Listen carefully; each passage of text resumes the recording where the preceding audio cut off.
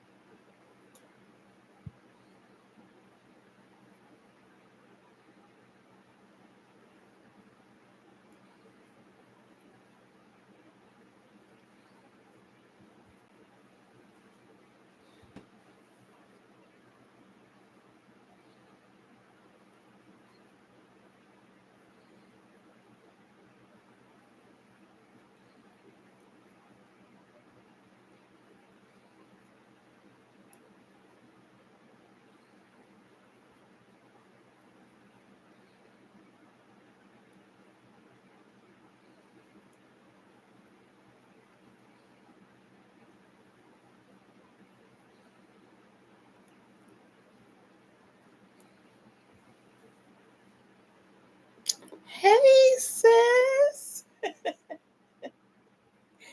How are you? I'm so happy you're here.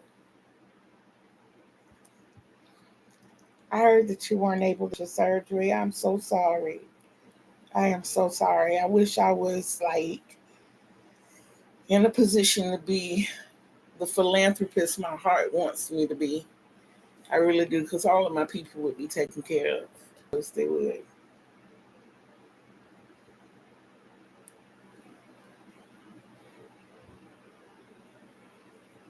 Are you going to be doing any tutorials? I watched you earlier today, but I don't mind shaking hands. I don't. It's more than hands to me. I just got to watching a tutorial last night, I should say, in the wee hours of the morning, because I didn't go to sleep last night. But this young lady, bless her heart, she was so nervous, and she was uh, I forgot which channel it was, but she was showing how to make a a hoodie with pockets, with sleeves. And because I was trying to, well, I'll get into that in a little bit, but she was showing how to make the hoodie with the hood and everything. And bless her heart, her voice was trembling throughout. She kept apologizing for her nails. And I'm like, "Ugh." But as long as you talk the stitches through, and everything is fine. Everything is fine. Do the tutorial. I'll watch.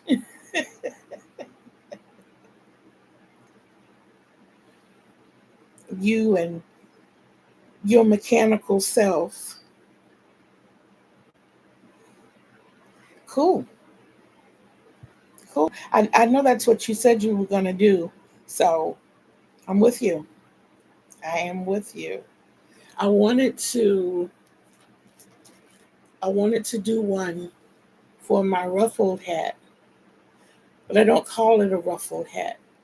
It's like it's ribbed, but it's like all the way down to like the last two rows from the top. And I wanted to do one for my version of a slouch hat, but it works. I know when I worked at the hotel, a lot of people used to buy them from me, guests and employees. And the other thing I said I was going to do a tutorial for, it's amazing being handicapped. You learn to keep everything close by, even if it means it takes up bed space. But this skirt,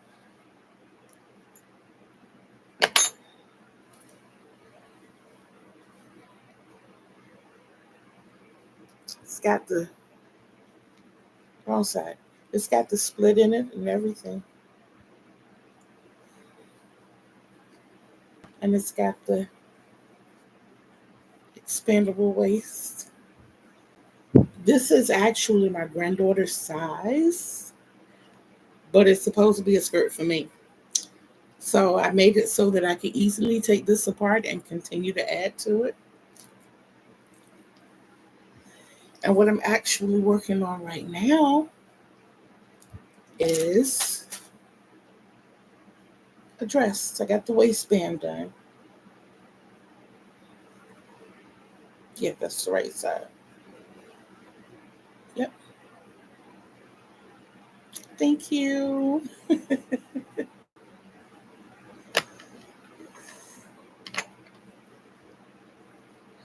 You're going to have to call me. We're going to have to talk.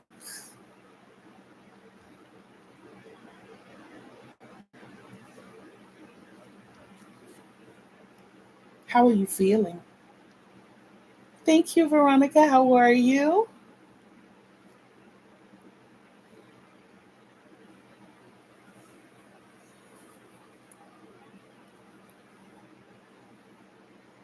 This is Create and Relate. I basically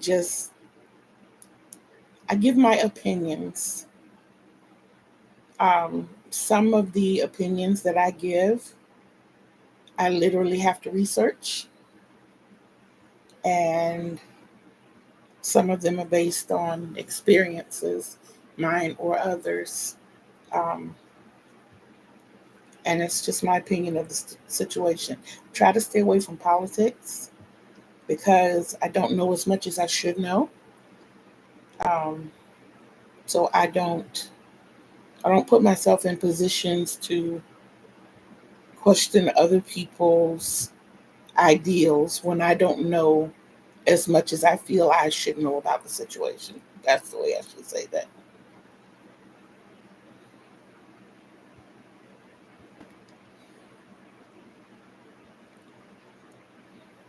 Yeah, don't feel like that. Don't feel like that.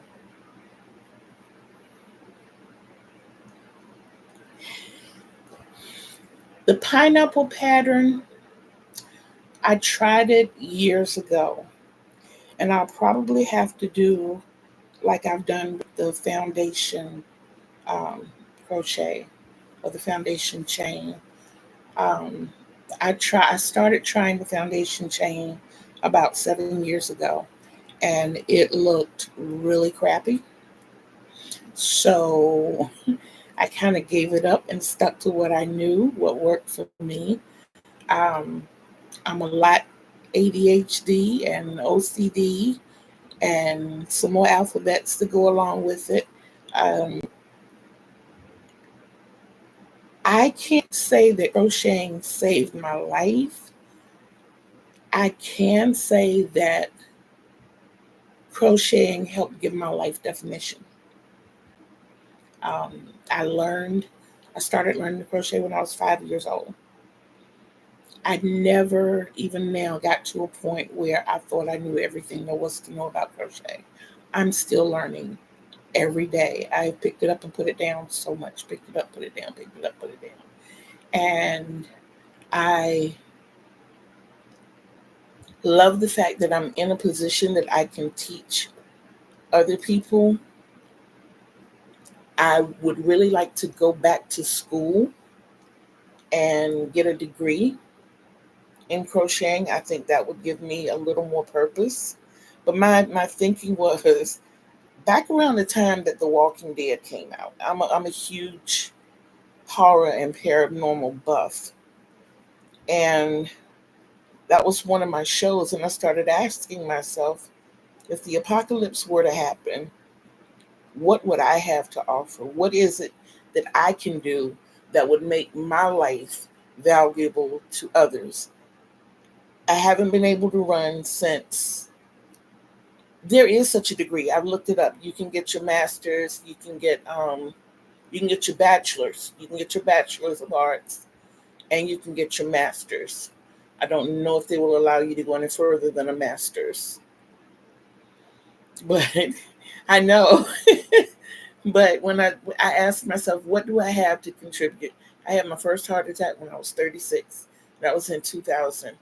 So it slowed me down in a lot of ways. I just had a discussion this morning with my therapist, and I was telling her that a lot of people don't understand when you come from a certain background and now your whole world is turned around. They don't understand the psychological misfires or damage that it does to a person. I find I've not really I've recorded a lot of videos over the past 3 days, but I haven't published them because a couple of them I just seriously broke down and cried. There was one that at the beginning I was just like so perky and happy.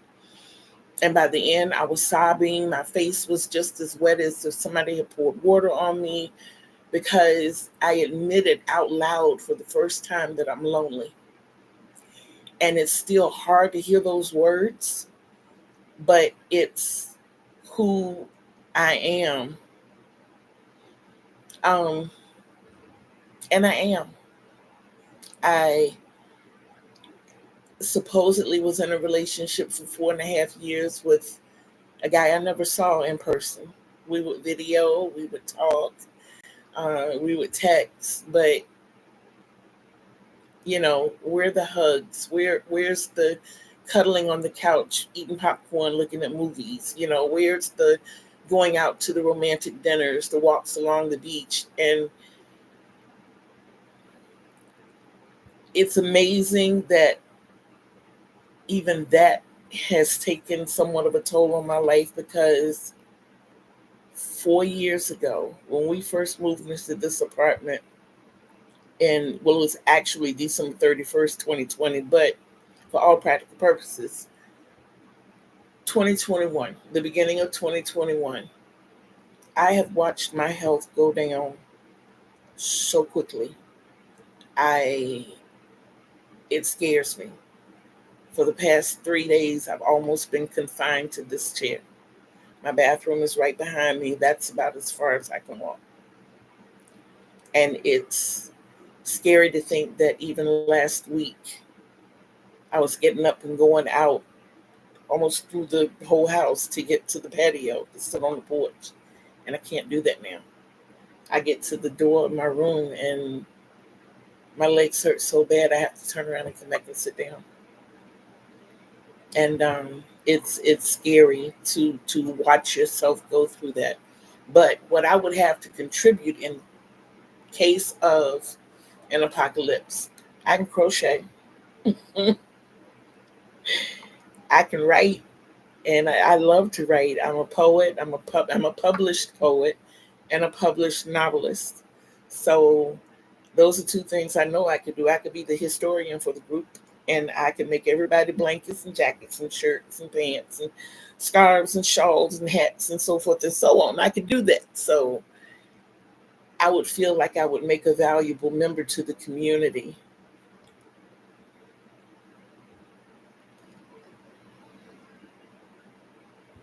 I know that's right. I wish living in this apartment we could paint the walls, but that's not an option. So I keep coming up with art and stuff. Thank God my son is an artist. Thank God my son is an artist. I don't know if you can see or not, but these three pictures right here are the result of a paint and sip that my mother, my oldest daughter, and my son did. My son being the artist. And my son's artwork lines my hallway. I have the portrait when I first started doing the videos.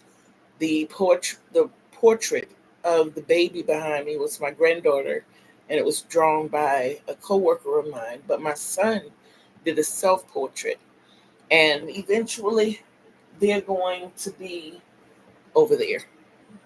Yeah, he's going to be up top, and she's going to be down the bottom, because most of the time I do my recordings, the door's closed, and I want everybody to see my beautiful family.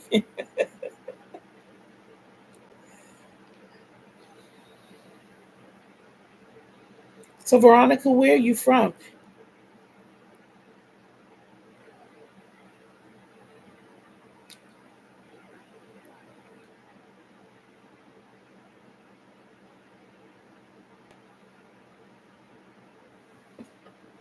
And Kiara, the mathing is, well, I guess I don't even know if I'm in a position to say JA.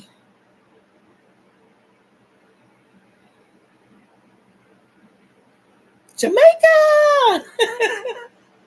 I was just about to ask, is that Jamaica? That is so awesome.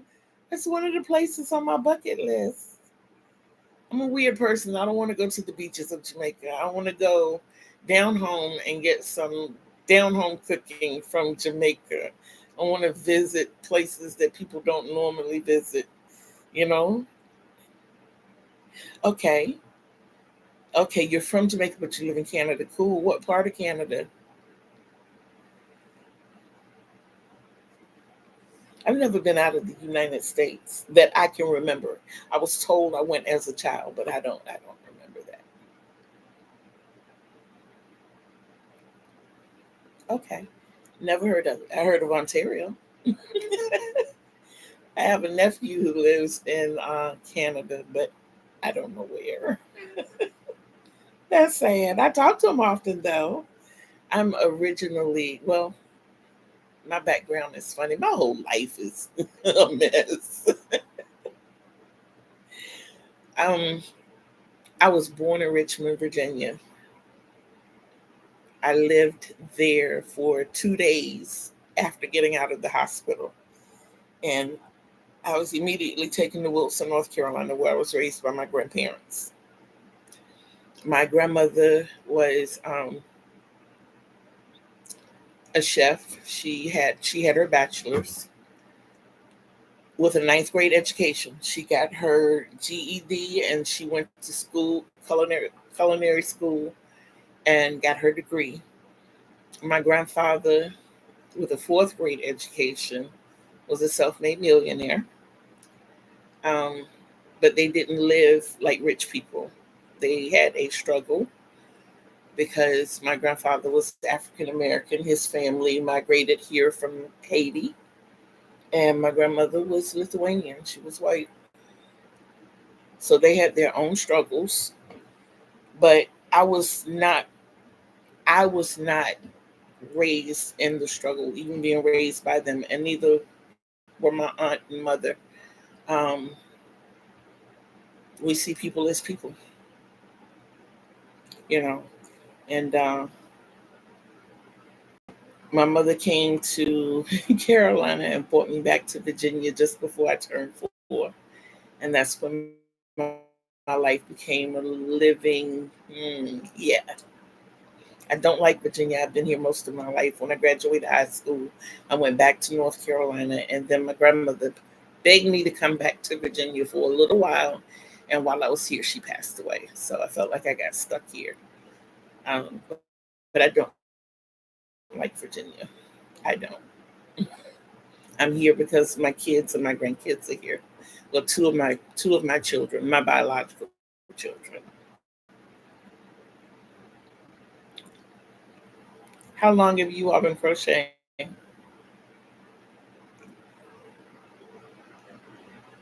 And what's your favorite stitch? Mine is I don't know, mine is the moss stitch, I think. But as I'm experimenting with more stitches and more styles, I'm starting to lean towards the half double crochet a little bit. That's what the stress is so far. It's kind of like the moss stitch, but it's half double crochet chain, half double crochet chain, so forth and so on.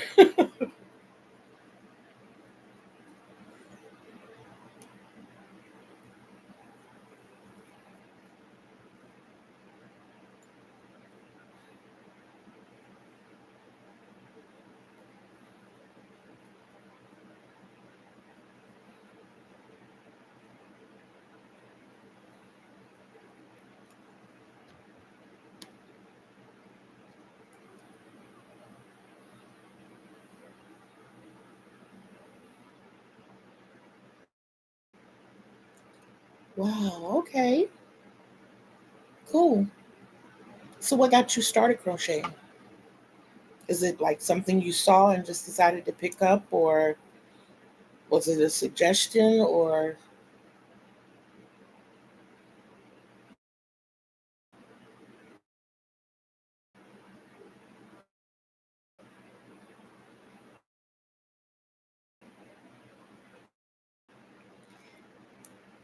was first taught?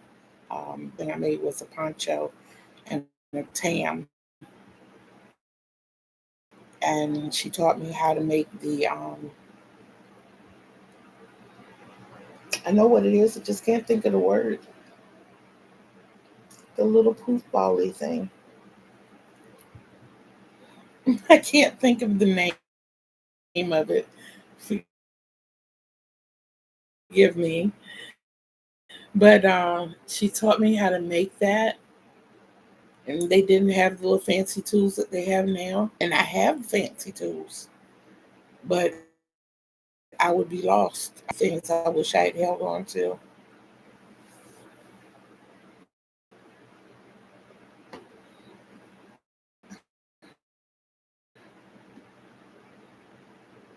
So, Veronica, do you like crocheting or love crocheting, or how do you feel about it? Is it just something to do?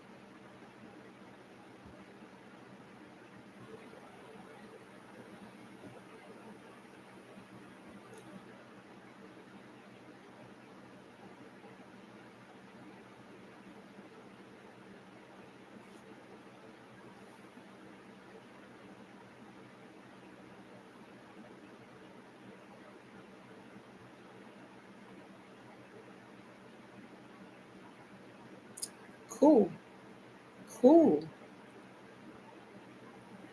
Wow.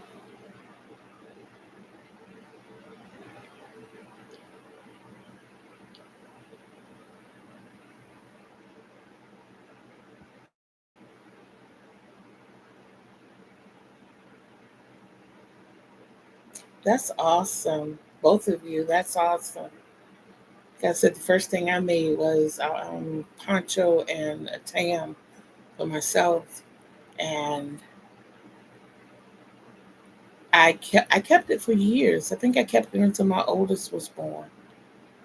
So you were self-taught. I feel, Veronica, I feel like a lot of mine was self-taught too, because the only thing Miss Lena had me to make, like I said, the poncho and hat and the lace to go across the top of a sheet.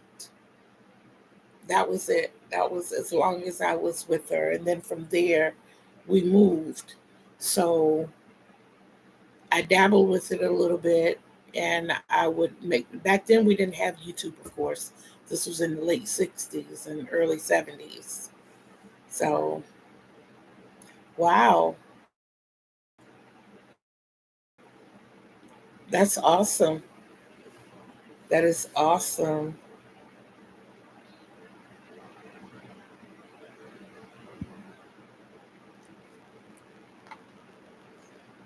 Cool. I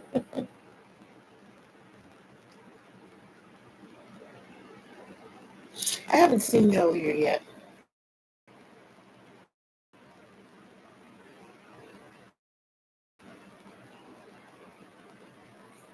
Yep, I haven't. I For some reason I'm kind of stuck on YouTube and older movies. I just watched the whole Jaws series day before yesterday. Before that, it was all the Friday the 13th. Um, when horror movies were actually scary, desensitized. And I really don't think that's it, because I can look at some dramas and even some of the supposedly completely non-horror movies, and they'll have that jump or jerk moment, that'll make me go. But that's what I look for in a horror movie, and it's not there.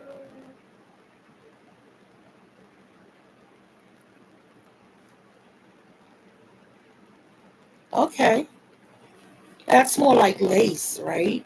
The Irish crochet, if I'm not mistaken. More like the intricate patterns.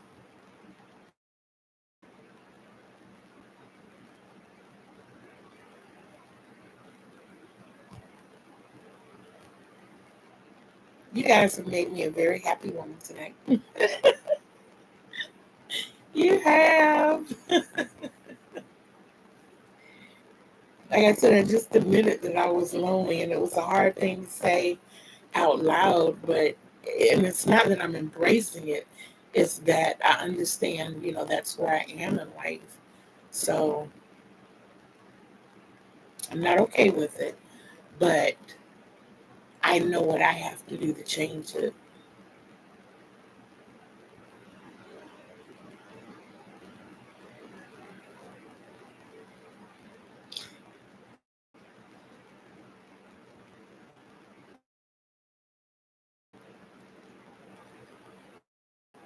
Yeah, I mean, and I'm into that too, trust me.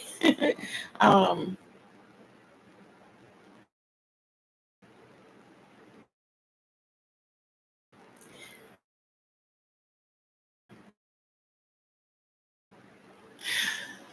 I can't even say what my favorite. I'm kind of like my daughter now. It depends on the day. It depends on the mood. What I really watch now. The other day, like I said, I was into the horror thing, and I had to go way back to the Friday. To me, it's not. Um, it's more dramatic than it is horrifying. The shark attack in itself may be horrifying, but I look at a lot of documentaries about shark attacks, and the moment itself may be horrific, but it's more dramatic to me. it seems.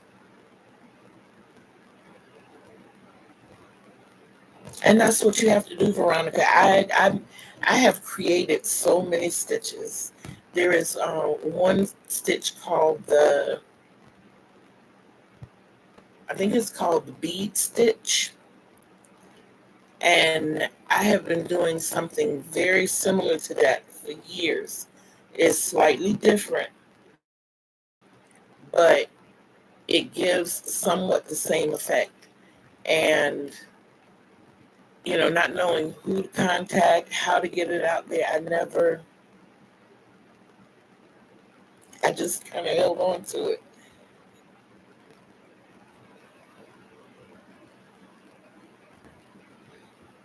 Yeah.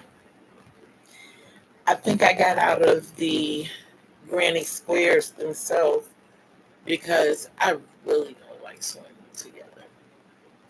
And then once I start a granny square, once it gets to a certain size, I'm kind of tired of the repetition. That was the problem I had in making these shawls that I just made. By the way, I have 9 shawls completed and 8 bags. So I only have one shawl and 2 bags left to go. I don't know if the last shawl is going to be made because I waited to do it. The last shawl is supposed to be mine. And I will always put me on the back burner. That's, it was supposed to be my shawl in my bag, but it's okay. Take care, Veronica. I'm so happy you stopped by. I appreciate that.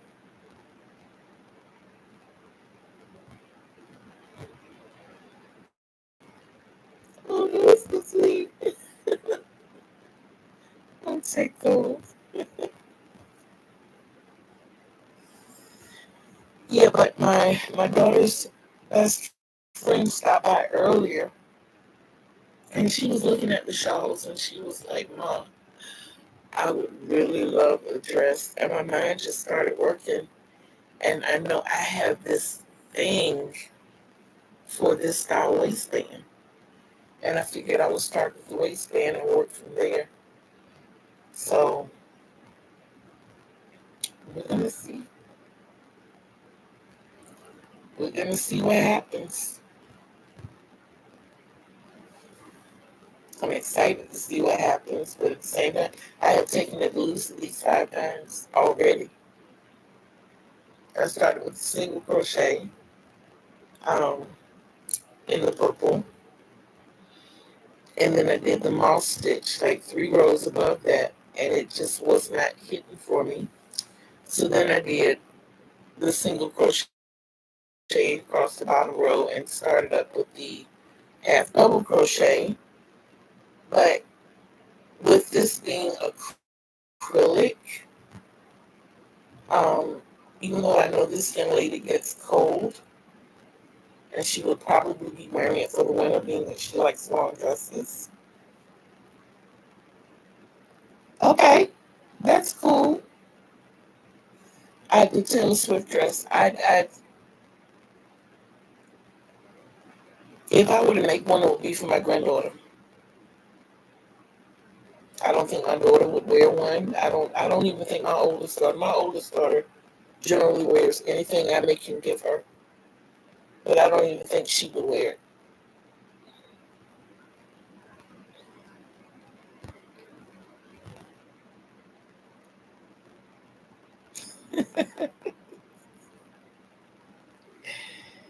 That's my grandbaby. I don't know. Did you see the video with me and Destiny? I should say. We call her Oompa, but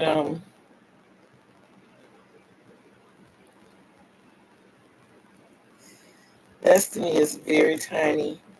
My daughter called me today and she was like, "Mom, I just went and bought Pete some pants. Do you know he's in a size 14?" I said, "I kept telling y'all that boy's outgrowing his clothes, and you need to stop going to these expensive boutiques, buying him clothes. You need to wait until he gets, I mean, he's 6 years old. He's 6 years old and over 4 feet tall. And Destiny, bless her heart, she's almost 5 feet tall and she's 8. But she's very, very, very petite. He ain't petite. He is not petite at all. Pete is truly his grandmama's grandson. But I love those. I tell them all the time. I tell Destiny, you are my favorite granddaughter. And I tell Pete, you are my favorite grandson. They bring me so much joy. They do. And these past few days that I've been stuck in this chair, they have been such a help, even at their age. Yesterday, like I said, I couldn't get past my room door. And when it came time to fixing their lunch, we try to keep breakfast sandwiches and things like that around so that they can eat breakfast in the morning. And they love dry cereal. Excuse me. But they had a fruit cup. They made sure they bought me one because they knew I needed one to take my medicine. They stood here while I took my medicine to make sure I took it. Then they went back out into the living room to play.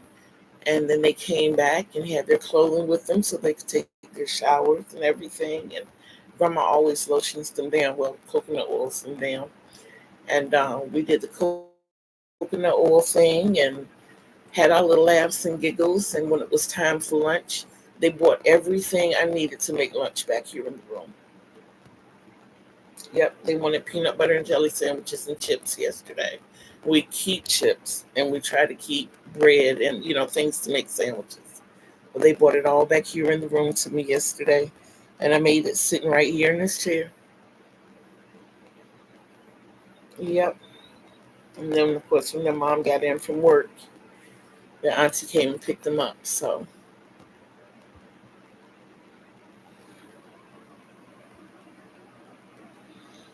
they are great.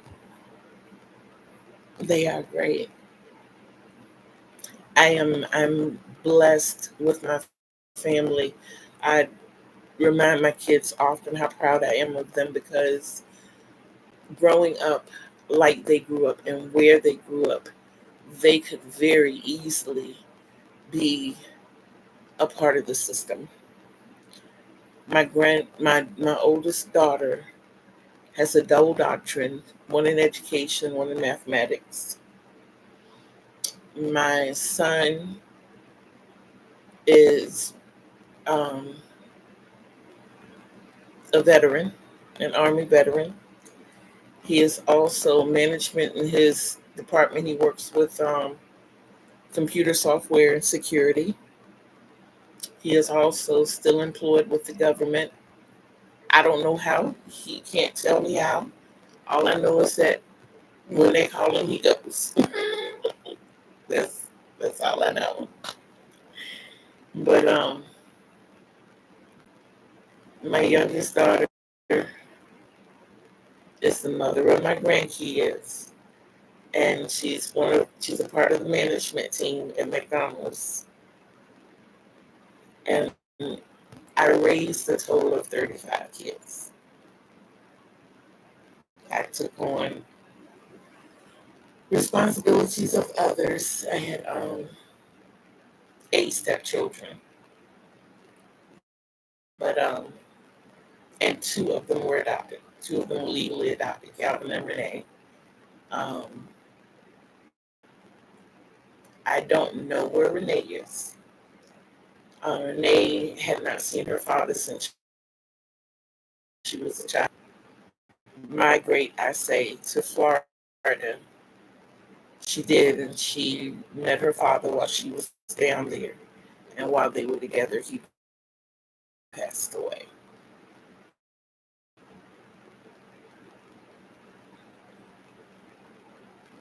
Thank you.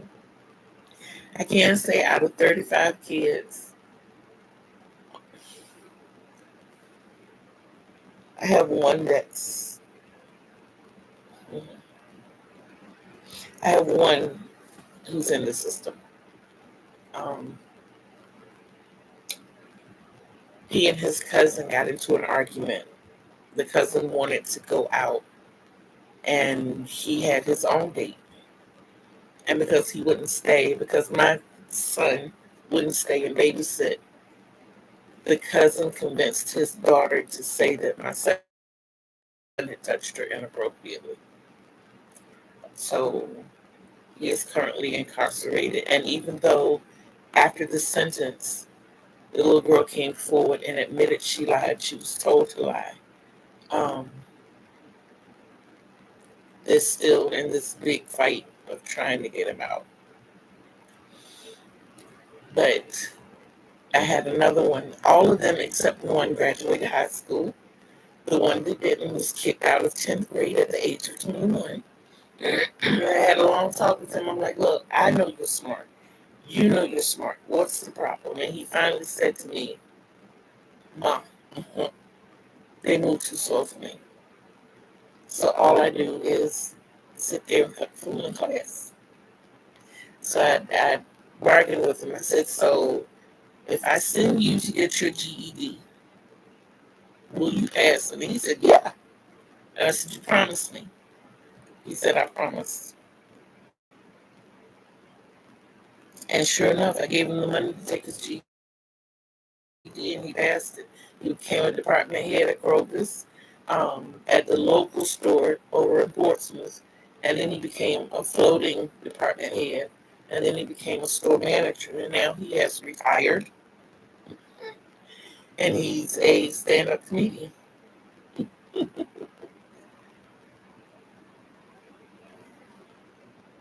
Yeah. I didn't realize I was taking care of so many kids until everybody started coming to me with their hands out to send you dudes. I'm like, wait a minute, hold up. Look, Mike, you don't put me clothes. You have fed me. I sleep here every night. And I'm like, you get us up every morning, make sure we go to school. You make sure, and I was like, Jesus. But Kiara, I worked so many jobs. It was hard sometimes for me to keep up with how many were there. I just tried to make sure everybody ate and everybody was comfortable. It wasn't even about the head count or anything. I just, some of them were there because they had brothers and sisters and felt out of place at home, and they felt better with us.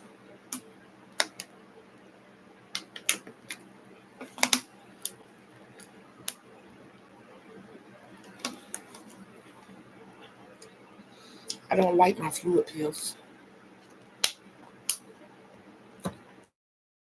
I don't like the fact that they had to up them, but I sit around every day feeling like I have on um I forget words. So what are those socks called? Compression hose. Yeah, thank you. But yeah, I sit around all day feeling like I have on compression hose, and I have on nothing. I no socks, no stockings, nothing. I am barefoot and bare legged, and my feet and legs, even right now, feel like I have on. I feel like I have on socks that are too tight.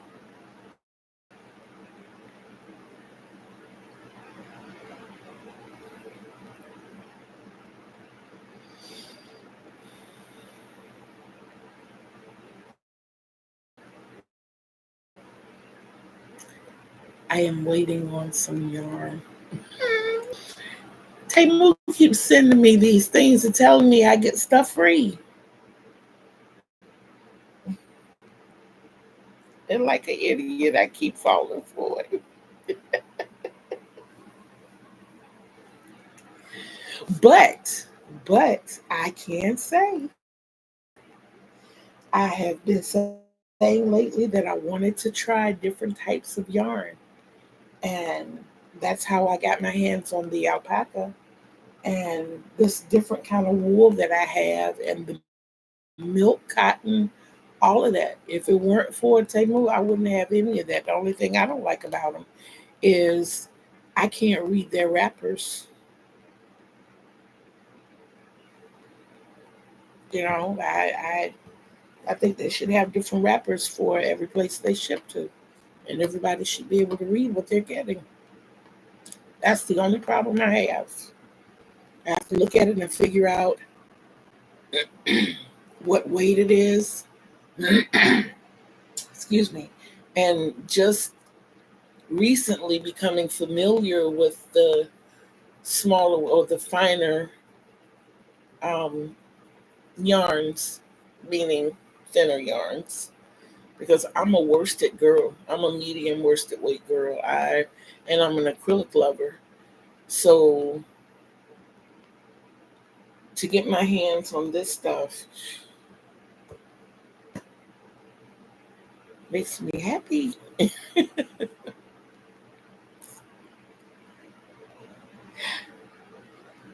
I don't like compression hose. I don't, but I'm gonna have to get them.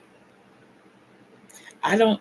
I don't like putting them on. Yeah, and I think it's because the first time I really had experience with compression hoses, um, I developed gout. I was right at the start of gout, and I could not bear the lady at the emergency room trying to take the sock off.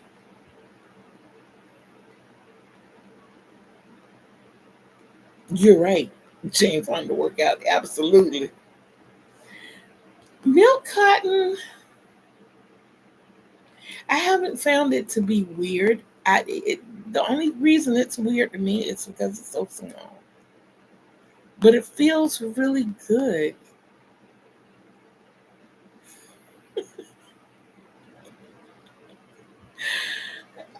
All that I've gotten is not wool. Like I said, I got the milk cotton and I got the alpaca. The alpaca, oh my God. I just, the only thing I don't like about the alpaca is, and that's a me thing. I'm sorry. I have to eat food here too. Is when I do something I'm not happy with, and I think I have told everybody, a project is not right with me unless I take it loose and start it over at least 5 times. And with the alpaca, it's hard to take it loose. It's really hard to frog it. So it's kind of like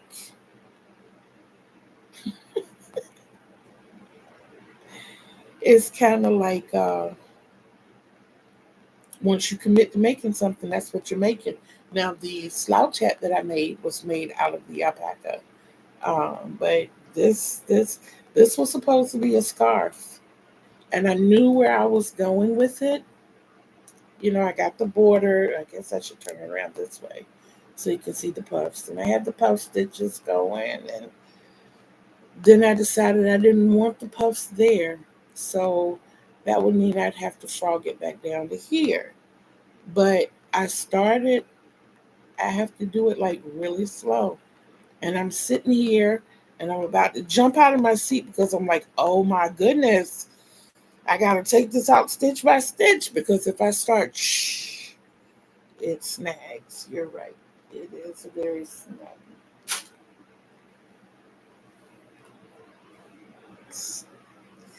But the big twist, I have fallen in love with the big twist. That is what I'm working with now. My gold, my gold is the Karen 1 pound, but the purple is the big twist.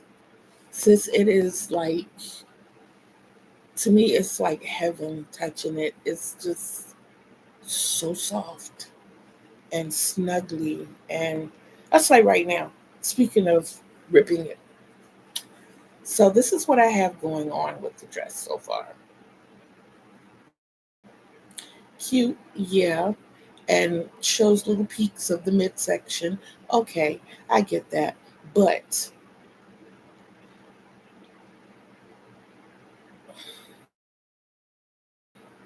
I'm not sure I'm crazy about,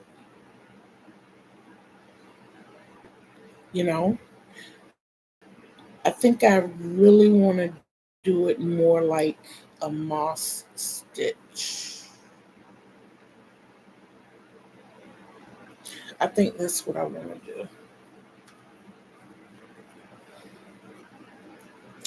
Okay. Well, at least I didn't have to frog it all the way back to the beginning. And I can leave that bottom row in. I just have to work it up a bit and see if I like that. And if not, I'll frog it again. Ribbit, ribbit, ribbit.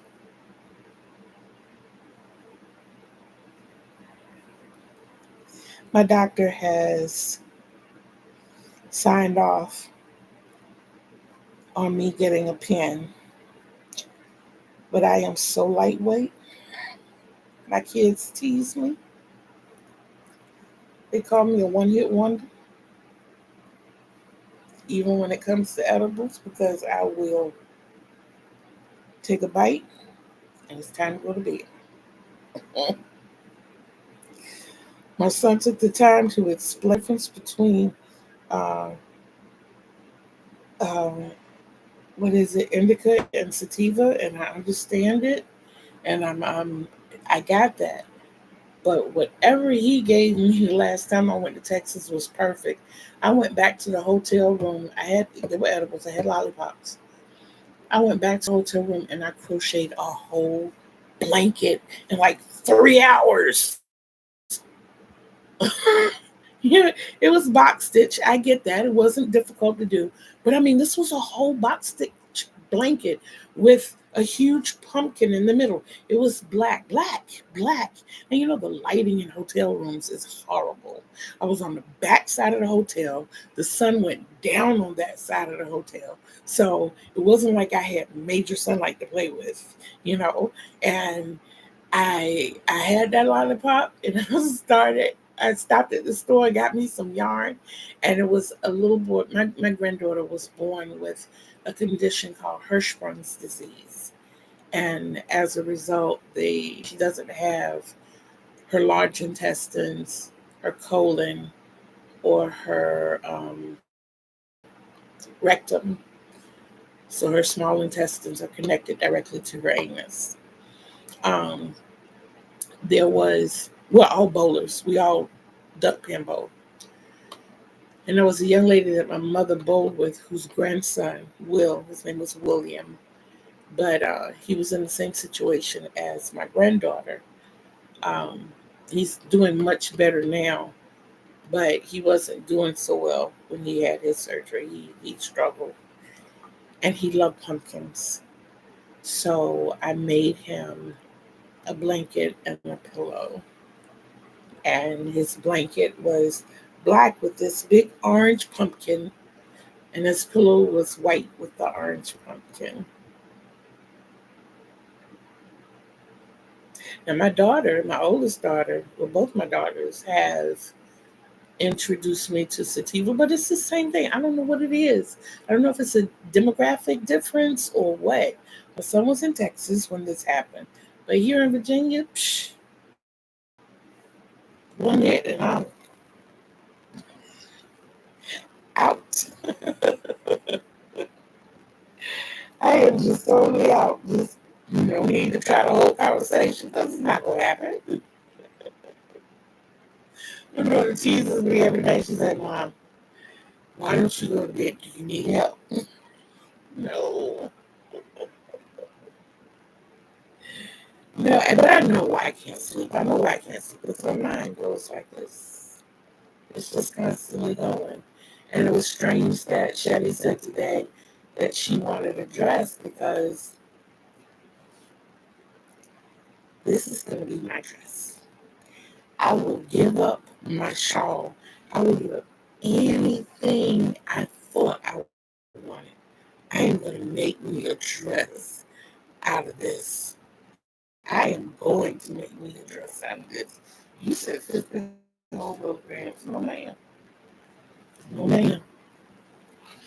I'll take 1% of that, ma'am. 1%. Mm-mm. Nope.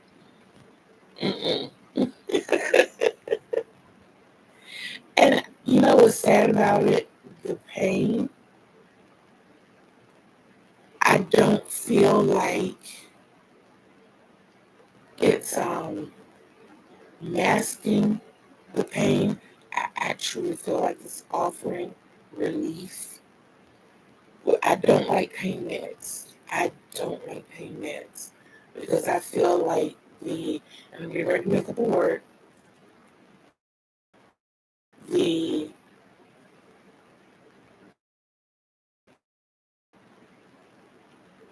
made that up. But anyway, I feel like the fact that it has so many synthetics in it causes uh, some mind altering. I think it makes you believe that you're feeling better, and then you get out here and do things that end up hurting you more. So I'm not crazy about pain meds. I'm not crazy about pain meds at all. But the um the cannabis approach, even though being a one-hit wonder, if I do, and it's been months, but the effect lasted much longer than a few hours or a day. It was like real relief. I still knew the problem existed, but there was real, true relief.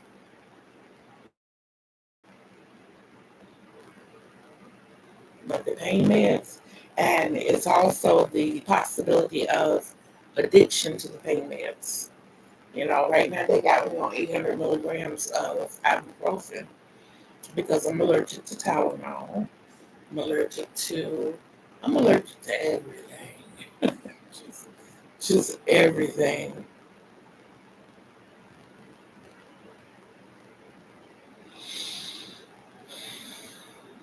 They are, and I have access. It's just a matter of one in that door, getting it. And I have acclimated myself. It's lollipops. I did well with the lollipops in Texas, but I won't do a whole lollipop. I'll break up just a tiny piece. And I have, like I said, I haven't done any of that in months. So that I think might be my next option.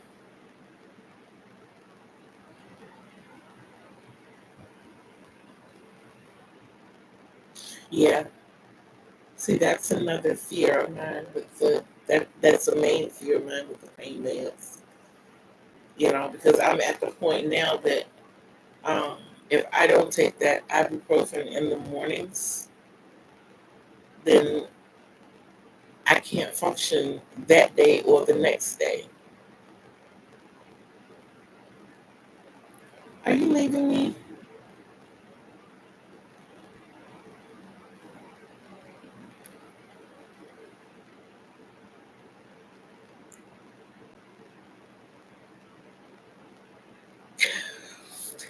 I think I'm gonna take a little chip off of the lollipop.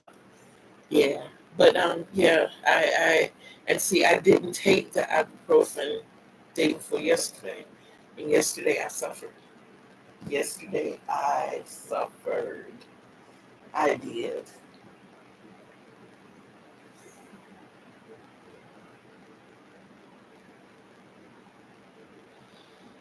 Mm, yeah, I'm in a fight right now with the insurance company. I speak on it, but I don't tell everything about it. Um, I have Medicare. Medicare comes with four parts: A, B, C, and D. A is the Medicare itself. the insurance, medical insurance. B is hospitalization. C is the Medicare Advantage, and D is the prescription, or however they have it set up. Well, before I became, before I was approved for disability and was eligible for Medicare, I had Medicaid. So I didn't have any real worries anyway, except some of my prescriptions I had to pay for. So switching from the Medicare to, I mean, switching from Medicaid to Medicare wasn't really hard. Um, I kept the Medicaid to pay for Part D, my prescription. So I really don't have to pay for prescriptions. A couple of them, yeah, but most of them, and I mean, they were only like $6 or $7 having both insurances. But in March, towards the end of March, nope, it was in April, I got a letter. That's what it was. I got a letter in April from Social Services saying that as of April 30th, my Medicaid would be cut off because I did not recertify. I never received anything telling me it was time to recertify. I never knew. So I called Social Services, asked what the problem was. The lady told me on the phone, and I told her I never got any paperwork. How do I go about getting it? Either send somebody to pick it up or come pick it up. I did better than that. I went up there the very next morning and I filled out the paperwork while I was there. Left it with them, got a receipt for it. When I came back home, I'm waiting for some type of response from them. But I get a letter from Disability telling me that they're going to start deducting this portion that Medicaid was paying from my check. They were taking May and June out of my June's check, starting July.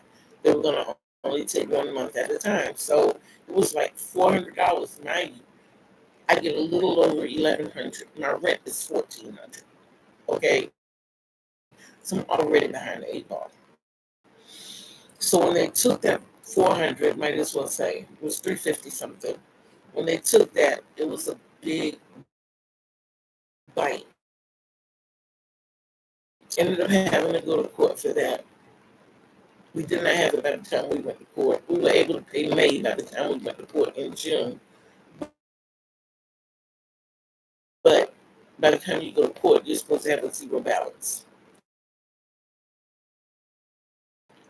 We were right in over to the sheriff's department, and then they come stick the notes on your door telling you you have 72 hours.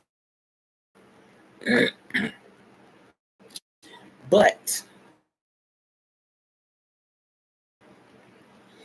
this $174 is still coming out of my check.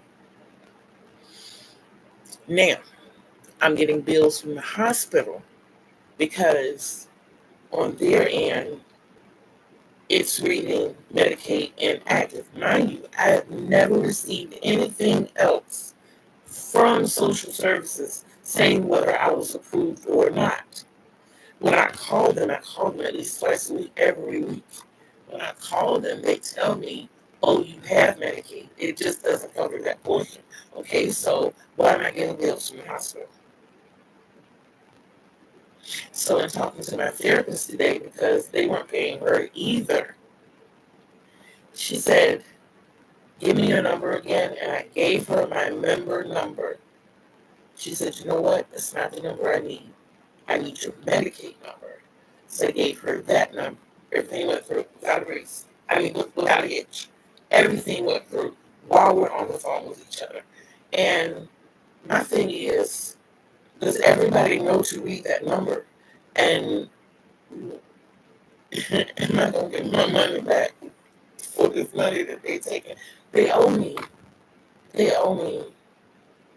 They owe me. This is really taking us for a loop. And when I tell you that the reason I'm losing weight is partly because of me trying, but a whole lot of it is because we don't have the food. We try to keep stuff here for the kids, but me and my daughter are eating like bare minimum. Bare minimum.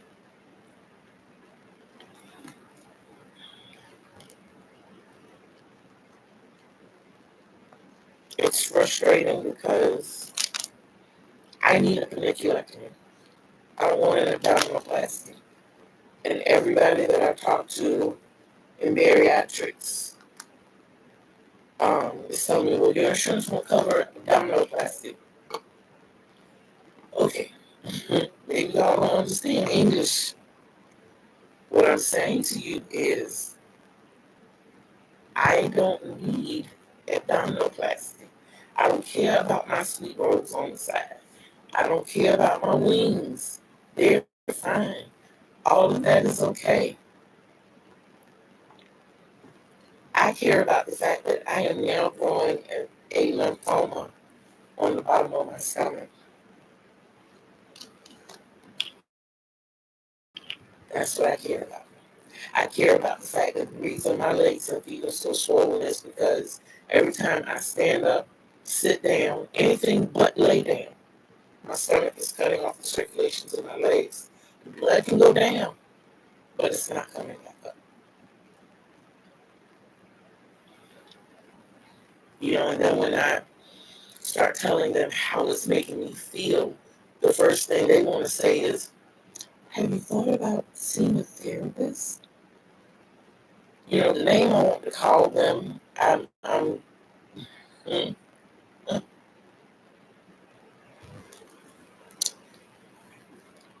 I can assure you, I think the name I want to call them, because it's in the title of that book, is there. That's what I want to call them.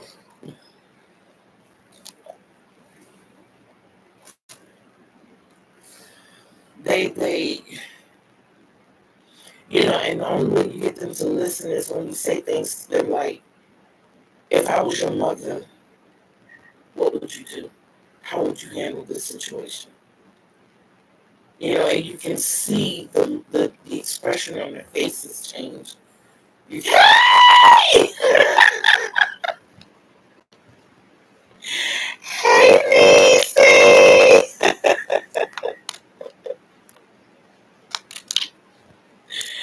oh my God, this book is amazing. This book is amazing. This book has so many stitches in it. And it was a gift to me when I was working at the hotel. But it is absolutely amazing.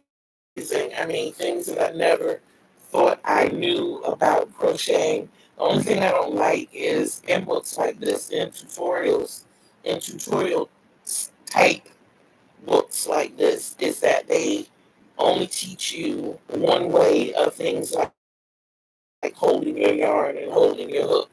And even when I teach my classes, the first thing we do, like for that first hour, is becoming familiar with the yarn and with the hook and how it feels in their hand and how they want to hold it, and just doing simple things like the chain stitch and trying different ways. When I first started out crocheting, Miss Lena taught me to hold the hook like this. And I see people do that. And that is one of the most awkward things in the world to me. It was awkward back then. I will grab this hook like I'm going to work, because that's what I'm doing. I'm going to work, and I work my projects like I'm going to work. And it's comfortable to me that way. My son, my son holds it like a pencil. But he holds pencils and pens like this, 38 years old. And he holds pencils and pens like this. So that's the only gripe that I have with a lot of tutorials and, telling people how to hold hooks and things like that. That's very personal. That is very personal. That's like when I was a little girl, the way I used to put my coats and things on. I would lay my coat down, front side down, coat.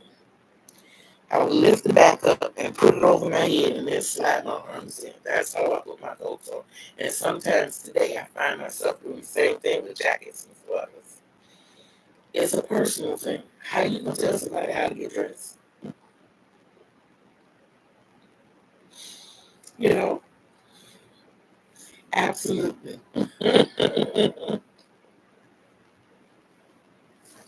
Yes, absolutely.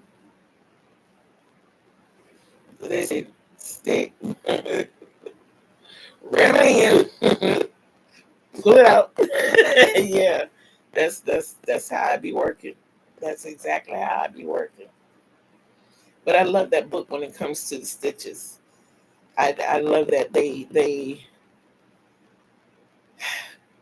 sometimes I love to read. Sometimes depends on what it is. If it's something I want to read, sometimes it is.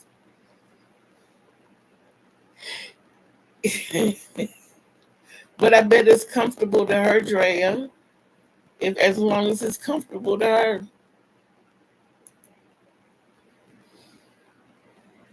But my son, bless his heart, like I said, he holds it like a pencil. He holds it like a pencil. The first way he started writing was putting the pencil there, and he would write and draw like that. And then when I finally saw him one day and I watched him, and I was like, Melvin, baby, let's try holding the pencil like this, and let's try not to choke it, because when I write, I will choke. I do. I grab a hook like I'm going to work. I write like I'm going to work. So I had to learn to ease up and write, especially when I'm doing my signature, because where in the world you gonna read it before? But when he grabbed the crochet hook, he grabbed it like I taught him to hold a pencil, and he would crochet his hind parts off. My youngest daughter crochets like I crochet. We hold that hook like we mean business. She crochets tighter than I do. Her tension is, oh my God, I'm trying to choke somebody. Yeah, yeah.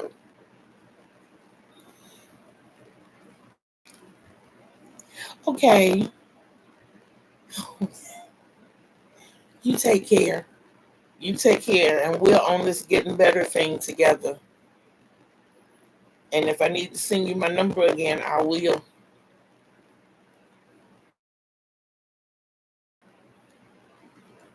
Hi, Treya.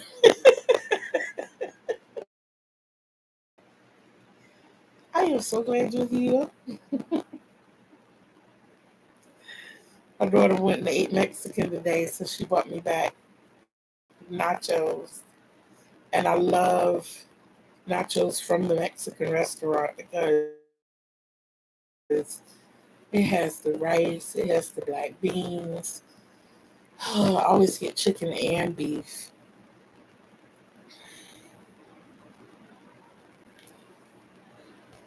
It is so good, and it's not too salty like a lot of places. It's good. It's good.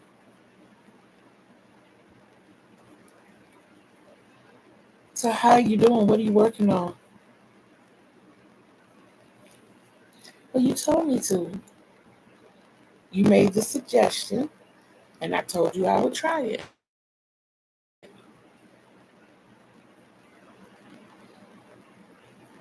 And you know how we do. We'll mull it over in our heads and realize that, they didn't tell us that just to be telling us. So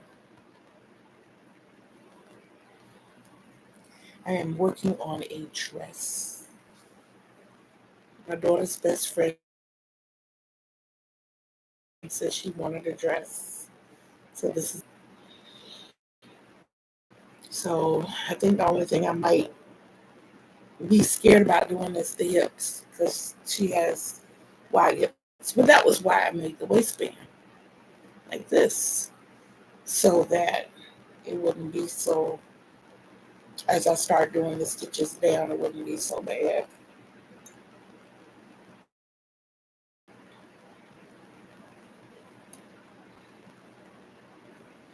If I tell you I have taken this loose 6 times already, already. I'm trying to work on that. I'm trying to make a commitment to a project and stick to my commitment. Okay, okay. I made one for my granddaughter and started working on one for my grandson. And I don't know what happened. I think that was right around the time we were changing the room around. Thank you. Purple is my color. But what happened with this was, I don't know if you remember, I said I was going to do a tutorial on the skirt that I made for it's my skirt, but I made it the size of my granddaughter so that she could model it. It's got the split in the side and everything. And whereas it's going to come like just above my knees when it's done. But on her, this comes down to her ankles because this was literally my skirt. But like I said, I just went in and threw that stitch in the side of it so that she could model it for me. But purple is my color. I committed myself to making these 10 shawls and bags for the shawls to go in for the family reunion. I got 9 shawls done and 8 bags. I'm leaning more towards not making a bag for one of the shawls because that's my granddaughter's shawl. And I know that she's not going to, what I want to do is make her a basket, the crochet basket, because I'm also going to redo their whole area with their toys and clothes. And I'm making baskets. Well, I have 2 baskets. And I didn't want to give them one and one. They got too many toys. So I want to give her her own basket big enough to keep her things in. And she can put everything in the basket and sit it on top of her case. Thank you. But I the only shawl I had left to make was mine. And we got the family reunion coming up in 2 weeks. So while we were on the call last Tuesday, my cousin asked me, he said, you got anything purple and gold? Because he's a Q. All the Hodges men are Qs. So I went and grabbed me some purple yarn. I came back and I'm like, what could I make that Thaddeus would wear? And I know he'll wear a bucket hat. So then when I was playing around with this yarn, a little later, I was like, maybe I'll make a vest for my best friend. She was like, ooh, Ma, I really want a dress. I want a purple dress, and then I want a red one, and then I want a green one. And she gives me creative freedom. It's however I make it. It's she never comes with a pattern or anything. It's whatever I want to make. So I kind of sized her up and looking at her. And I just love waistbands like this for some reason. I love the ribbed waistbands because you don't really need elastic or anything with it. But yeah. And I know she's like me, will like to show a little bit of skin. So I'm gonna crochet this like up to here, about midway the cleavage, and that's where the V is gonna start in the front. I've already got my buttonhole here because it's gonna button down. And uh she wants sleeves. That's where I'm going to have to put in work. I don't know if she really wants it off the shoulder or what. Me, I would want it off the shoulder. I think I have pretty shoulders, so I don't mind showing my shoulders. And I be trying to show my tattoo to everybody. I do. I mean, come on now. My poetry name is Sexy Kitty. I have to live up to my name.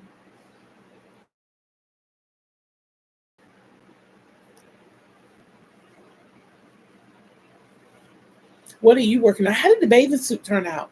I've been like real under the weather for the past few days. I've been making videos and have not been able to publish them because, like, in one, my emotions just took over and I was bawling more than I was talking.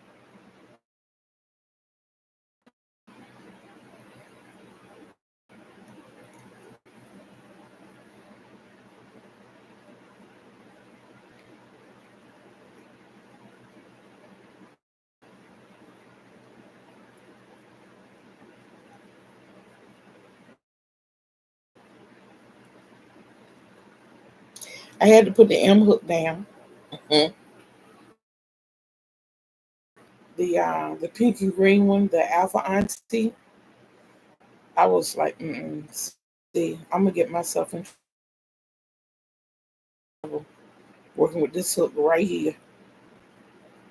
I can see it now. Not only are the kids gonna be talking about putting me out because I got too much yarn, they're gonna be like, Mom, you had to sell some of this stuff before you make anything else. I went through that shawl fast. I went through that shawl real fast. I scared myself. I went through that shawl so fast.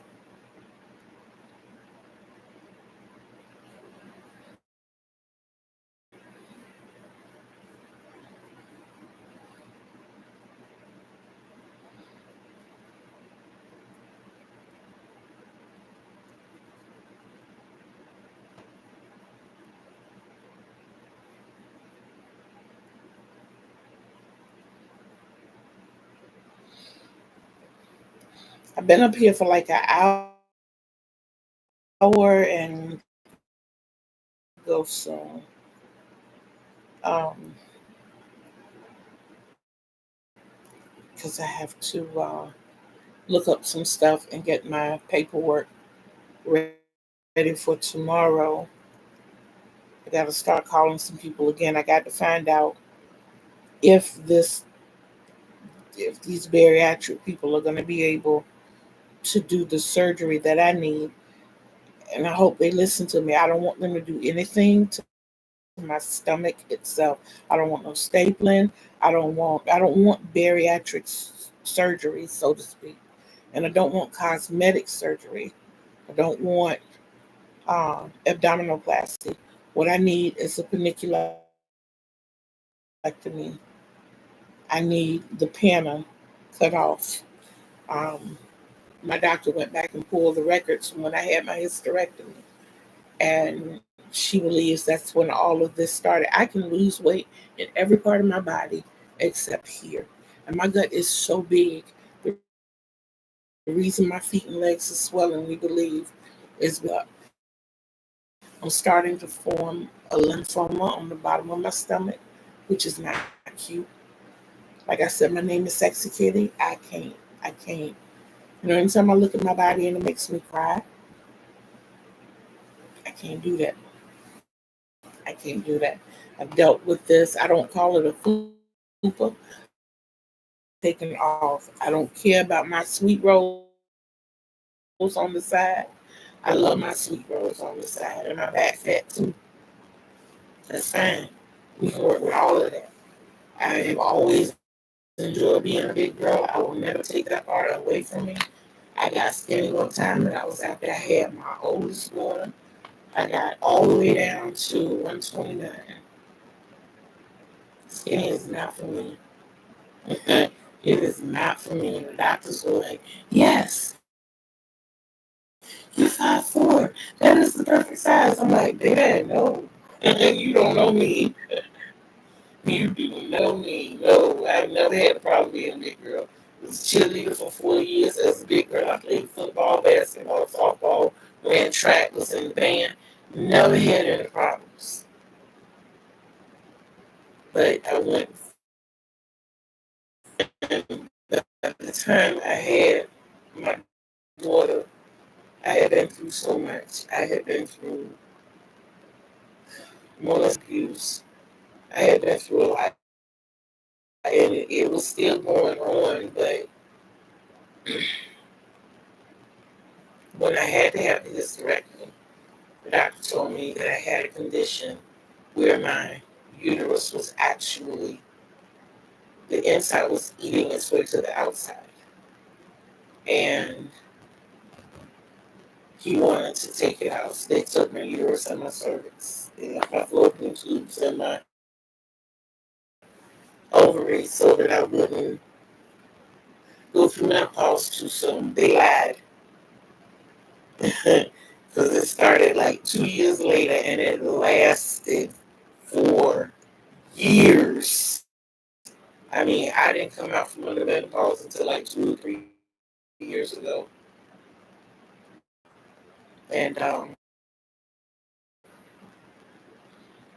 but having gone through that and this growing as much as it's been growing, it's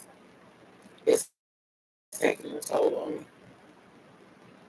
Quality of life going down, mental health wreaking havoc. Yeah. But it is what it is. Somebody's gonna fix it. I'm going to the doctor's office with a knife in my hand and a big glob or whatever this is, and lay it on the desk for him and be like, hey, can you close all of this up? I did your part. Can you just close it up for me? All I asked y'all to do was take it away. And y'all couldn't do that, so I had to do it. Not that old. I wish I was, but I'm not.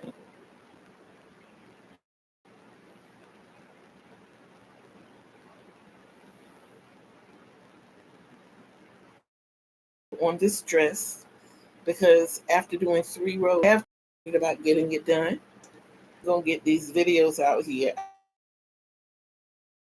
I do. Oh, that was something I meant to say. I'm just gonna make another video about. It's the study of. It looks interesting.